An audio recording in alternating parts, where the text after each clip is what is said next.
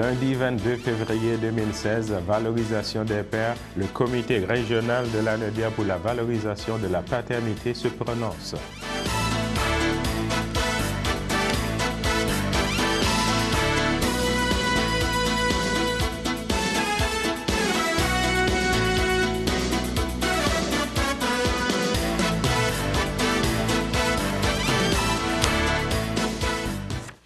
Bonjour à tous, merci de nous rejoindre sur CTRB pour votre bulletin quotidien. Eh bien, le comité régional pour la valorisation de la paternité dans l'ANEDIA est emballé à dévoiler la première touche pour intervenants et professionnels concernés par la paternité. Un père, c'est important. Réalisé en collaboration avec le regroupement pour la valorisation de la paternité, la trousse se veut une source de référence pour faciliter l'adaptation des pratiques à la réalité des pères.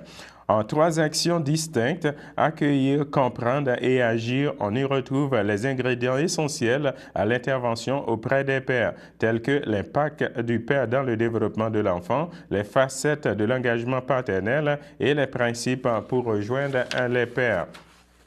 Le comité régional de l'ANEDIA pour la paternité a d'ailleurs présenté un père, c'est important, lors des manifestations de causerie de la direction de la santé publique de l'ANEDIA à près d'une quarantaine d'intervenants et gestionnaires des réseaux de la santé, de l'éducation, des organismes communautaires, des services de garde à l'enfance et des municipalités. La trousse Un père, c'est important sera distribuée à travers les diverses organisations de l'ANEDIA au cours des prochaines semaines. De plus, le regroupement pour la valorisation de la paternité en fera la diffusion en région dans l'ensemble de la province. Ont aussi contribué à la réalisation de la trousse la direction de la santé publique de l'ANEDIA, la table régionale des organismes communautaires Famille d'Alonia et Cible Famille Brandon. L'Association forestière de l'ANEDIA, en collaboration avec Aboria, qui est un camp de jour situé au 138 chemin du Roi de la Grande-Côte, à 4 km de l'ouest de Berthierville, sur le site de la pépinière et forestière de Sainte-Geneviève de Berthier, invite les parents des jeunes de 6 à 11 ans de les amener afin qu'ils vivent une expérience de la nature les plus enrichissantes. En date du lundi 1er février de 9h à 16h, vendredi 19 février de 9h à 16h, du lundi 29 février au vendredi 4 mars de 9h à 16h et le jeudi 24 mars de 9h à 16h également. Notons que les tarifs membres pour les journées pédagogiques seront de 20 $, taxes incluses par jour, et pour la semaine de relâche de 125 $ plus taxes incluses. Pour les tarifs non membres maintenant, durant les journées pédagogiques, ce sera 25 $ plus taxes incluses par jour. Et la semaine de relâche, ce sera au total 45 $ plus taxes incluses pour la semaine. Notons que lors de cette activité, le service de garde va être disponible. Eh bien, on fait un petit retour maintenant sur la guignolée de 2015 parce qu'on a reçu ici à CTRB justement un petit communiqué de la Société de Saint-Vincent-de-Paul qui remercie les bénévoles et la population. En effet, la Société de Saint-Vincent-de-Paul est heureuse de remercier les bénévoles ainsi que la population pour le succès de la guignolée de 2015. Elle souligne aussi la grande complicité du groupe d'entraide en toute amitié qui a permis, entre autres, le retour des tirelires et le décompte de leur contenu. Grâce à la générosité des gens, au dévouement de nombreux bénévoles et à l'implication des jeunes de Carrefour Jeunesse Emploi, de Mme Livernoche et de son groupe, et également de Mme Guylaine Dubois et de son groupe, la Société de Saint-Vincent-de-Paul a pu amasser les sommes nécessaires pour la fabrication de paniers de Noël pour les plus pauvres de notre société. En effet, cette cueillette a permis de distribuer 171 paniers de Noël aux familles les plus démunies. Encore là, en toute amitié, a contribué positivement à cette initiative. Les pompiers ont également amassé des denrées non périssables pour la fabrication de ces paniers de Noël. La Société Saint-Vincent-de-Paul, la conférence Sainte-Geneviève de Berthier, remercie donc toutes les personnes qui ont contribué de près ou de loin à ce succès. Donc, c'était une note de Louis-Marie Kimpton. Eh bien, justement, mesdames et messieurs, je vais vous parler parce que dans notre case horaire, ici, cette semaine à CTRB, il va y avoir, et encore une fois, la deuxième partie de la conférence sur le logement. Eh bien, pour savoir les dangers et qu'est-ce qu'il faut, qui doivent préoccuper les locataires quand il s'agit d'une sous-location. Écoutez cet extrait de vidéo. Parce qu'il faut attendre 3 semaines, il faut attendre l'audience de la Régie du logement. Et là, la réponse, c'est quoi? C'est faux. C'est faux. C'est faux. Oui, parce que dans cette question-là, c'est pour réclamer uniquement le loyer. S'il veut uniquement réclamer le loyer, il peut le faire le lendemain. S'il veut demander que le bail soit résilié, là, il doit attendre 3 semaines. Fait que c'est faux. Le propriétaire ne peut pas Ça veut dire qu'on n'a pas le droit de dépasser les 3 meubles sur le semaines. trottoir, non. Parce que le Juste un à la fois, s'il vous plaît. On n'a pas le droit. Pour qu'ils mettent les meubles au chemin, il faut qu'il y ait une décision de la Régie du logement, puis que le délai a été écoulé, et qu'il engage un huissier là, pour mettre les choses au chemin. Il ne peut pas les mettre tant qu'il n'y a pas de décision. C'est bon? Oui. Votre propriétaire il a le droit de modifier des éléments par rapport à votre bail ou augmenter votre loyer. Il y a une période dans l'année où il peut vous envoyer un avis d'augmentation de loyer, de modification de bail. Pour ceux qui ont un bail du 1er juillet au 30 juin d'une année, ce qui est la plupart du cas des gens, la modification va avoir, l'avis va être reçu entre le 1er janvier et le 31 mars. On est justement dans la période en question. Vous avez ici les délais, parce que les gens pensent que c'est tout le temps entre le 1er juillet et 30 juin. Ce n'est pas le cas, ça dépend vraiment de quelle est la durée de votre bail et de quand est-ce qu'il termine. Si j'ai un bail de 12 mois ou plus, c'est entre 3 et 6 mois avant la fin du bail. Donc, si on calcule, par exemple, un bail du 1er juillet au 30 juin qui termine le 30 juin, ça nous donne entre janvier et mars, entre 3 et 6 mois avant la fin du bail. Je sais que ça peut paraître un peu compliqué, vous allez pouvoir prendre le temps de le lire par la suite, puis vous allez voir, ça se comprend mieux par la suite. Si j'ai un bail de moins de 12 mois, là, ça va être entre 1 et 2 mois avant la fin du bail que je peux recevoir l'avis d'augmentation de loyer. Donc, pas plus que 2 mois, puis pas moins que 1 mois. OK? Si j'ai un bail à durée déterminée, donc un bail verbal, par exemple, comme on disait tout à l'heure, c'est entre 1 et 2 mois avant la modification souhaitée, parce qu'un bail à durée déterminée, ça n'a pas vraiment de date de fin. C'est pour cette raison-là. Pour les chambres, ça va être différent. Proprement aux chambres, ça va être entre 10 et 20 jours avant la fin du bail si c'est un bail à durée déterminée et entre 10 et 20 jours avant la modification souhaitée si c'est un bail à durée indéterminée. Ça va pour ça? Quand je reçois l'avis d'augmentation, dans tous les cas, j'ai 30 jours pour répondre. Attention, pas un mois, 30 jours. Parce que, par exemple, février, il y a 28 jours. Bien là, il y a 29 jours cette année, là, mais habituellement, c'est 28 jours. Donc, il faut vraiment compter 30 jours et 30 jours, on compte les fins de semaine aussi. OK? Dans ces 30 jours-là, je peux donner 3 réponses possibles à un avis d'augmentation. Je peux dire, je ne renouvellerai pas mon bail, je vais partir à la fin. Je peux dire, j'accepte l'augmentation de loyer et les changements, puis je renouvelle mon bail. Mais je peux aussi dire, je renouvelle mon bail, mais je refuse l'augmentation de loyer. C'est un choix qui est possible. Encore là, vous vous rappelez la section F que j'ai parlé tout à l'heure, sauf si la section F est remplie, là ça ne fonctionne pas. Là. OK? Pour les 5 premières années.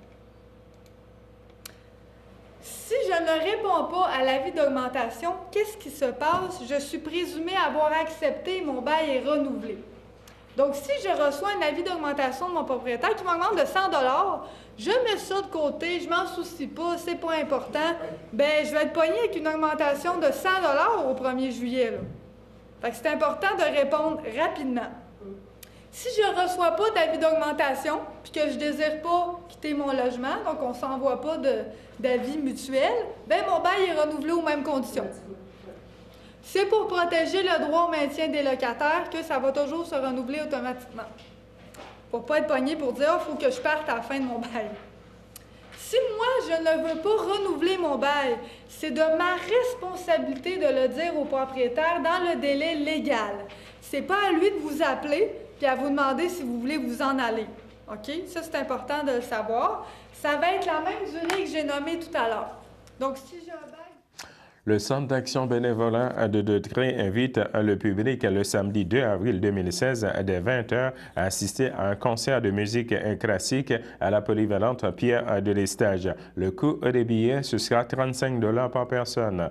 En date du vendredi 27 mai 2016, il va y avoir un tournoi de golf au club de golf de Sainte-Geneviève de Berthier. Les prix et les détails seront à venir. Eh bien, le Centre d'action bénévolat de Detré invite, informe le public qu'il va y avoir une soirée reconnaissance des bénévoles qui aura lieu le 8 avril.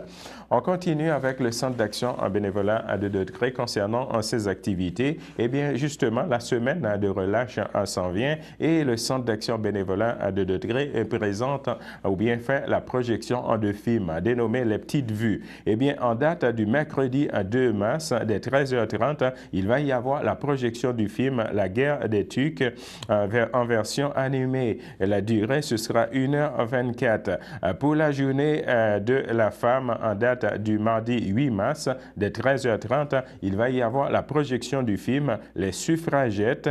C'est un drame historique avec Meryl Streep et la durée, ce sera 1h47. À l'occasion des Pâques pour le jeudi 24 mars, dès 13h30, il va y avoir la projection du film La vie de Jésus, en collaboration, disons, La vie de Jésus, nouvelle version, en collaboration avec la pastorale à jeunesse. Alors, l'invitation est lancée à tous. La FADOC de l'île du Pas invite le public à assister à l'une de ses expositions dénommée Dans le Griffe au Centre d'histoire de Montréal, suivie d'une croisière au bord du bateau-mouche au quai Jacques-Cartier au Vieux-Port de Montréal. Il va y avoir également une visite du quartier chinois et une visite du musée Grévin au Santiton. La date, ce sera le jeudi 16 juin 2016 et le prix de participation, ce sera 159 $ par personne. Alors, mesdames et messieurs, on va s'arrêter là pour une petite pause. Le samedi matin, dès 9h30, nos téléspectateurs sont invités au Super Bingo télévisé diffusé de nos studios de Berthierville. Un montant de 600 $ est disponible chaque semaine lors de cette joute de bingo télévisé. Un animateur et 3 bénévoles se succèdent à la caméra de CTRB dans le but de vous faire passer une petite heure agréable et payante le samedi matin. On peut se procurer les cartes de jeu chez les dépositaires autorisés participants à Berthierville, le dépanneur Formule 1, rue Gilles Villeneuve, le marché IGA Extra sur la rue Gabriel Brissette, le dépanneur Gauthier Savard au 480 Montcalm, le marché Métro, rue Notre-Dame, la pharmacie Brunet, rue Frontenac, le garage Pétroté sur la rue Gilles Villeneuve et à Saint-Ignace-de-Loyola, le marché Aldo, rang Saint-Michel, le dépanneur Le Magasin Esso sur le chemin de la Traverse. Et c'est un rendez-vous tous les samedis matins à 9h30 sur les ondes de CTRB, votre télévision régionale et communautaire.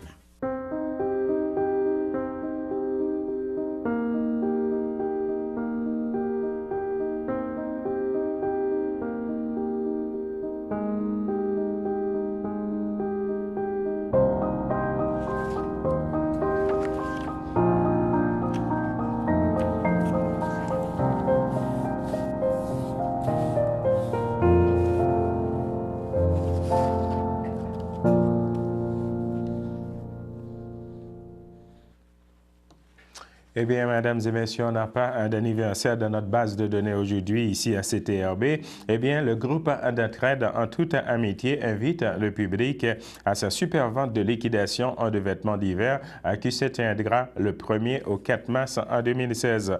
Pour toute information, vous pouvez toujours en communiquer avec la friperie L'Abbaye-Tout, le groupe d'entraide en toute amitié au 450-836-69-66.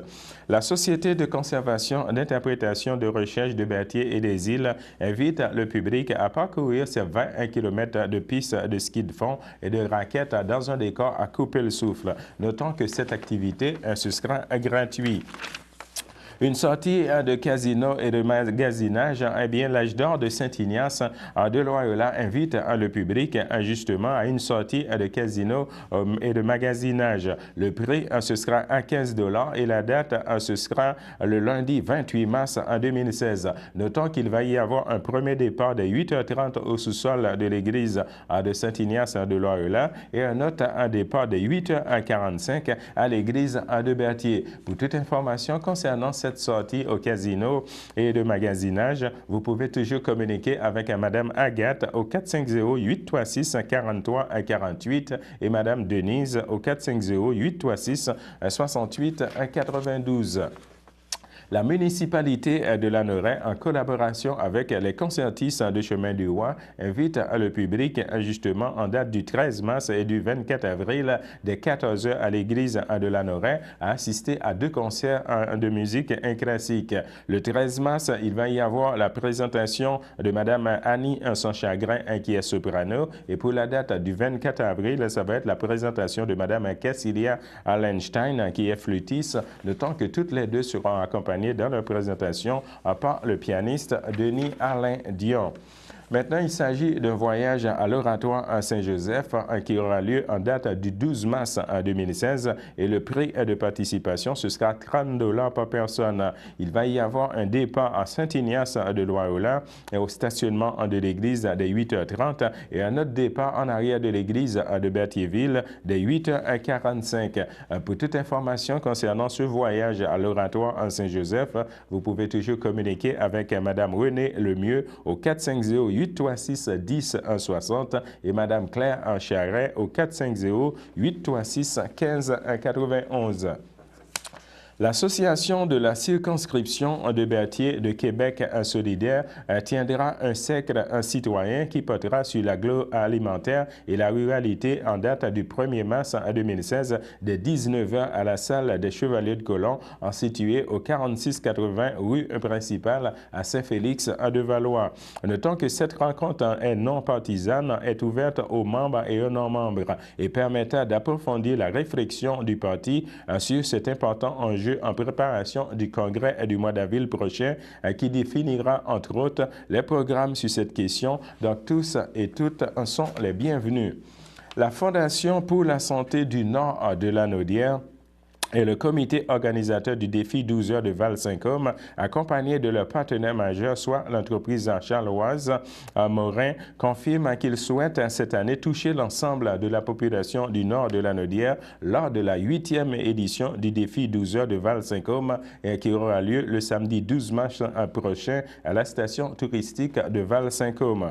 En effet, l'événement rassemblera des gens de tout âge en offrant une programmation truffée de nouveautés pour les enfants, les ados et les adultes. De plus, les projets soutenus par le biais de cette édition touchera également l'ensemble de la population, ce qui se veut en continuité avec le désir de l'organisation de joindre la communauté de façon générale. Eh bien, on a un petit communiqué qui nous vient tout droit de l'Assemblée nationale, justement pour vous dire qu'en dépit d'une météo exécrable, de nombreux acériculteurs se sont réunis cette semaine devant l'Assemblée nationale pour dénoncer le rapport Gagné déposé récemment par le ministre de l'Agriculture, Pierre Paradis. André Villeneuve, le député de Berthier et porte-parole en matière d'agriculture, accompagné de plusieurs collègues du Parti québécois, dont la députée de Joliette, Mme Véronique Yvon, se sont joints aux producteurs et dénoncent l'attitude du Parti libéral dans ce dossier. Ils blâment les producteurs alors que c'est au gouvernement que ça bloque. En plus de la députée de Joliette, Mme Véronique Yvon, les élus du caucus lanaudois, le député de Grousseau, Nicolas Marceau, et le député de Terrebonne, Mathieu Travessi, unissent leur voix à celle d'André Villeneuve, qui n'a pas mâché un ces mots. Les députés considèrent que si le Québec a pu devenir un leader mondial dans le domaine de l'érable avec des ventes dans plus de 80 pays, c'est justement ce que les producteurs ont fait front commun. Alors, mesdames et messieurs, on va s'arrêter là pour une petite pause.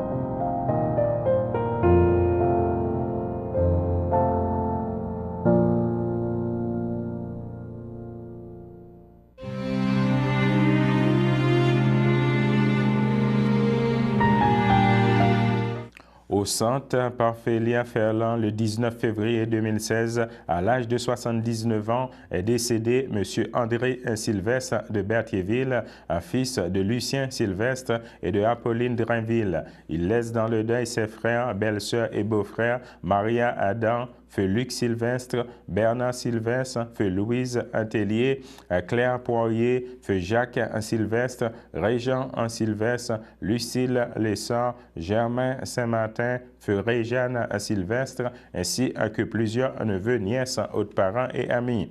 La famille vous accueillera le samedi 5 mars 2016 dès midi au complexe funéraire FTRIO sur la rue Notre-Dame, ici à Berthierville. Suivra une liturgie de la parole à la chapelle du complexe dès 14h30. Eh bien, on va passer tout droit, mesdames et messieurs, aux éphémérides en cette journée du 22 février. Pour vous dire, c'était arrivé un 22 février 2004 qu'à Montréal, au Gala des prix Jutra, le film Les Invasions en barbares de Denis Arcand reçoit 3 prix, dont celui du meilleur film québécois. C'était également arrivé un 22 février 1994 qu'Ottawa a annoncé la fermeture du Collège militaire royal de Saint-Jean au Québec. Également arrivé un 22 février 1988 que 4 des syndicalistes de la FTQ, c'était arrivé un 22 février 1988 que 4 syndicalistes de la FTQ périssent dans un écrasement d'avion à Charlot au Nouveau-Brunswick. Eh bien, c'était également arrivé un 22 février 1977 qu'à Washington, Pierre-Elliott Trudeau est le premier dirigeant canadien en poste à parler devant le Congrès américain. Également arrivé un 22 février 1976 que Joe Clark devient chef du Parti conservateur. Eh bien, on va revenir ici à Berthierville, justement, pour vous parler des différentes activités de la Chambre de commerce et d'industrie de Berthier et de Dreux. Eh bien, en ce qui a trait à la date du mercredi 24 février, il va y avoir une série de mini-conférences des professionnels pour vos affaires, dont nos notaires et avocats à votre service. Eh bien, ce sera un 5 à 7 au Désine à Berthierville. Notons que le coût de participation, ce sera 10 $ pour les membres et de 20 $ pour les non-membres. Eh bien, justement, concernant cette activité qui va avoir lieu justement ce mercredi 22 février, ce 5 à 7 au Désine de la Chambre de commerce et d'industrie de Berthier de Dreux, j'ai rencontré Louis Sauvageau qui nous avait livré ses commentaires là-dessus. Écoutez l'extrait. Alors, mesdames et messieurs, suite à un problème technique, alors on ne peut pas vous pouvez pas justement vous donner le vidéo en question. Eh bien, pour Berthierville, présentement, on a un ciel dégagé, un maximum de moins 14 degrés Celsius. Pour ce qui est de lundi dans l'après-midi, on va avoir un ciel ensoleillé, un maximum de moins 9 degrés Celsius et un temps ressenti de moins 13 degrés. Pour ce qui est de lundi dans la soirée, on va avoir un ciel généralement dégagé, un maximum de moins 15 degrés Celsius et un temps ressenti de moins 20 degrés. Pour ce qui est de lundi dans la nuit, on va avoir également un ciel généralement dégagé, un maximum de moins 20 degrés Celsius et un temps ressenti de moins 27 degrés. Pour ce qui est de mardi dans la matinée, on va avoir un ciel ensoleillé avec passage nuageux, un maximum de moins 18 degrés Celsius et un temps ressenti de moins 25 degrés. Alors, mesdames et messieurs, en ce début de semaine, le lundi 22 février, c'est tout pour notre bulletin de nouvelles pour aujourd'hui. Je vous donne rendez-vous comme d'habitude demain dès 12h30. Bonne fin de journée à vous sur notre antenne. Merci.